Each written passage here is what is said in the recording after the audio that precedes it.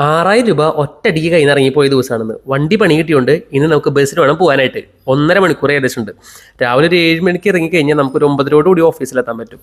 ഏകദേശം ഒരു കൊല്ലത്തിന് മുകളിൽ ഞാൻ ബസ്സിന് പോയിട്ട് ബസ് സ്റ്റോപ്പിലേക്ക് നടക്കണമെന്നില്ല. വീടിൻ്റെ അവിടെ നിന്ന് ജസ്റ്റ് ഒരു 100 മീറ്റർ നടന്നു കഴിഞ്ഞാൽ എൻ്റെ അടുത്തുള്ള ബസ് സ്റ്റോപ്പായി.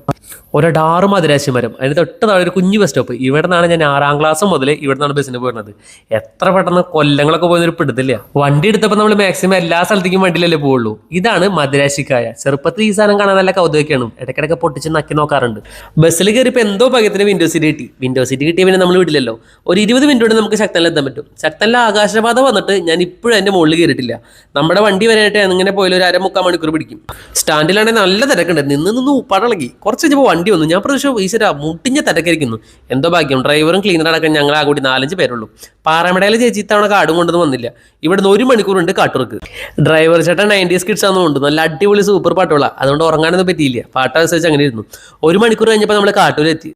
രാവിലെ നേരത്തെ ഇറങ്ങിയോണ്ട് ഒന്നും തടഞ്ഞിട്ടില്ല. നല്ല വിശപ്പുണ്ടായിരുന്നു. പിന്നെ അവിടെ നിന്ന് ഒരു പ്ലെയിൻ ദോശ അടിച്ചിട്ട് നേരെ ഓഫീസിലേക്ക് വിട്ടു. ഇനി ഓഫീസിൽ പോയിട്ടാണ് ബാക്കിയുള്ള പണികളൊക്കെ ചെയ്യാനായിട്ട്. ഈശ്വര വള്ളികളൊന്നും ഉണ്ടാവില്ലെന്ന് പ്രാർത്ഥിക്കാം. അപ്പോൾ പിന്നെ അടുത്ത വീഡിയോയിൽ കാണാം. Okay bye.